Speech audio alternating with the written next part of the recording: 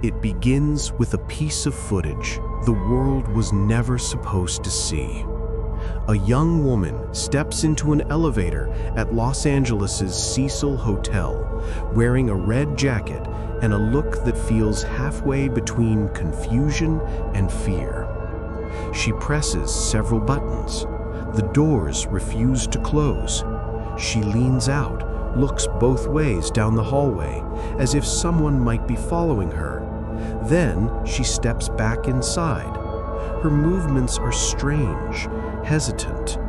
She hides in the corner, then waves her hands, her fingers twisting in ways that seem deliberate but incomprehensible. The doors remain open. When that video was released in early 2013, millions watched it within hours. It spread across YouTube, Reddit, Facebook, and late-night talk shows. Everyone had the same haunting question: who was she running from?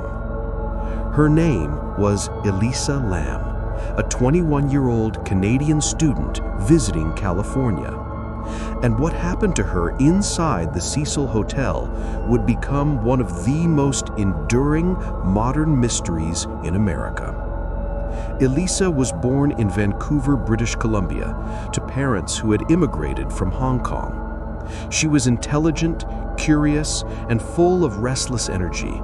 A literature student at the University of British Columbia, fascinated by art, travel, and the human mind.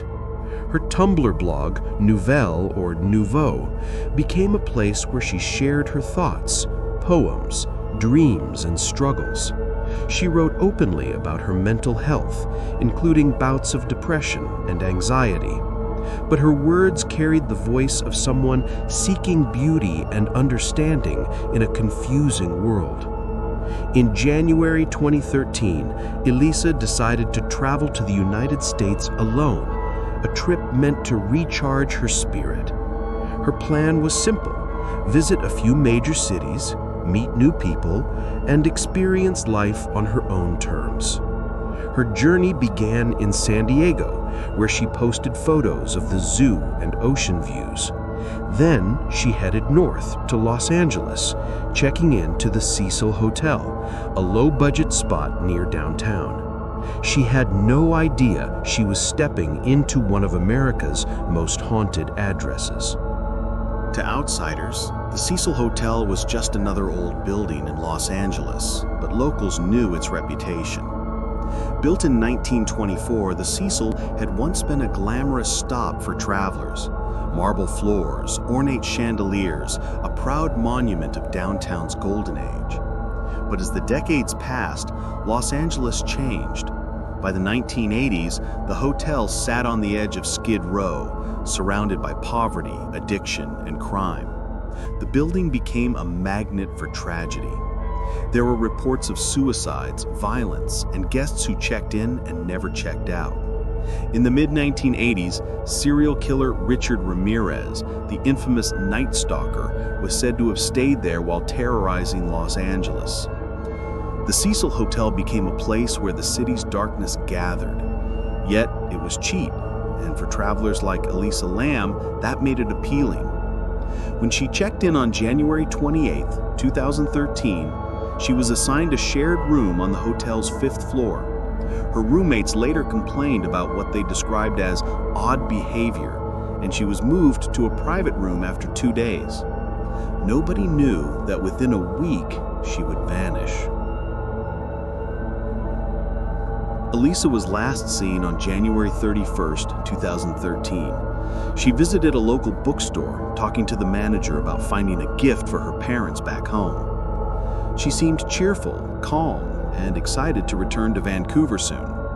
When she failed to call her parents that night, something she did daily, they grew worried. They called the Los Angeles Police Department. Officers arrived at the Cecil Hotel, searching the building, the hallways, and her room. Her belongings were still there: clothes neatly folded, laptop on the bed, wallet and passport untouched. No signs of a struggle. But Elisa Lam was gone. The LAPD launched a massive search, deploying helicopters and canine units, canvassing nearby neighborhoods. Posters went up across Los Angeles, missing Elisa Lam, last seen January 31st, 2013. For 2 weeks there was nothing, until police released the elevator video. The footage was only a few minutes long, captured by a grainy hotel security camera, but its impact was explosive. In the video, Elisa presses multiple elevator buttons, floors 2, 6, 10, and 14, but the elevator doors never close. She peeks out into the hallway repeatedly, steps in and out, and hides against the wall. At one point, she makes strange hand gestures, like she's trying to communicate with someone or with something unseen. When the video was posted online, the internet erupted. Within hours, thousands of people across Reddit, YouTube, and 4chan began analyzing every frame. Was she hiding from someone? Was she hallucinating? Was there another figure in the video? A shadow, a reflection, a ghost? The footage became a modern-day urban legend. Conspiracy theories ranged from paranormal involvement to government experiments to supernatural curses tied to the hotel itself. But for all the speculation, police still had no leads.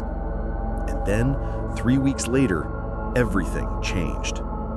By mid-February, hotel guests began complaining about low water pressure, a strange taste, and dark discoloration in the water. Maintenance workers went to check the rooftop tanks, large cylinders used to supply water throughout the hotel. What they found ended the search.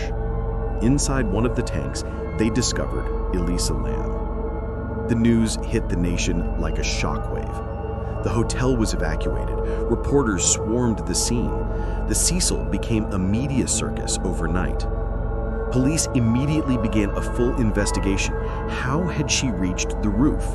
The rooftop doors were locked and alarmed. The tanks were heavy, difficult to climb. Questions piled up faster than answers.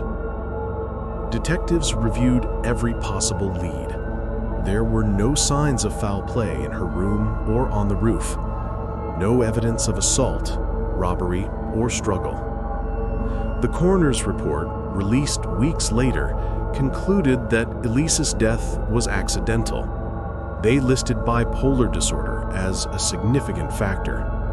The official explanation was that she may have entered the tank herself, confused, disoriented, or in distress. But for millions watching from home, that answer felt incomplete. Online, theories continued to multiply. Some believed the Cecil Hotel's dark energy had claimed another victim. Others thought she was being chased and fled upward for safety. A few even drew eerie connections between her case and a 2005 horror film, Dark Water, which involved a similar hotel setting and a body in a water tank. The internet turned the story into something larger than life, a mixture of tragedy, mystery, and myth. But behind all the speculation, there was something deeper, a story about a young woman who was struggling and alone in a city that never sleeps. Questions piled up faster than answers. The coverage of Elisa Lam's death became a reflection of America's obsession with viral mystery. Television networks replayed the elevator video endlessly. True crime podcasts, talk shows, and YouTube channels dissected every second. But as the noise grew louder, the real Elisa, the person, began to fade into the background. Her family, devastated, returned to Vancouver with her remains. They issued a brief statement asking for privacy and expressing their gratitude to those who had searched for her. They never sought publicity, only peace. For many Americans, the case became a mirror reflecting a troubling reality: how easily empathy can vanish in the face of online spectacle. After the incident, The Cecil Hotel closed for renovation and later rebranded as the Stay on Main. But no change of name could erase its history. To this day, visitors and urban explorers still travel to the site, standing outside the gates, staring up at the rooftop where mystery and tragedy once met. For Los Angeles, the case reignited questions about mental health, hotel safety, and the blurred line between truth and myth in the age of the internet. Netflix's 2021 documentary, Crime Scene: The Vanishing at the Cecil Hotel, reignited public interest, exploring both the investigation and the culture of online detectives who tried to solve it. But no matter how many theories surface, the facts remain simple and haunting. A young woman came to America seeking experience and understanding. Instead, she became the center of one of the most mysterious true crime cases in modern history. The story of Elisa Lam is not just about mystery, it's about empathy. It's about how society views mental health and how easily we forget the human being behind the headlines. Her blog posts reveal a young woman who loved words, who dreamed of finding her place in the world, who believed in kindness. She wrote once, "You're always haunted by the idea you're wasting your life." For millions who followed her story, those words now echo differently. A reminder that life is fragile, unpredictable, and often misunderstood. The Cecil Hotel still stands in downtown Los Angeles, its walls silent witnesses to nearly a century of sorrow and intrigue. Tourists walk by, whispering her name, staring at the windows that once framed her final days. And though the case may be officially closed, one question remains unanswered. Why did it happen? Today, Elisa Lam's story endures as both a cautionary tale and a cry for compassion.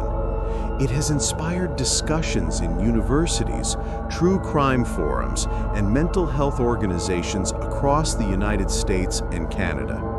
Her case pushed hotel safety reforms and brought new awareness to the intersection of mental illness and travel. It also revealed how powerful and dangerous the internet's fascination with mystery can be. For Americans who watched this story unfold, it was more than just a crime. It was a reflection of the digital age itself, a world where everyone becomes both spectator and investigator.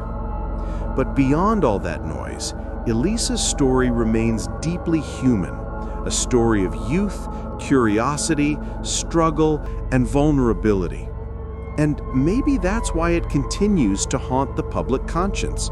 Because deep down, every viewer who watched that elevator video saw a part of themselves. The fear of being lost, misunderstood, unseen.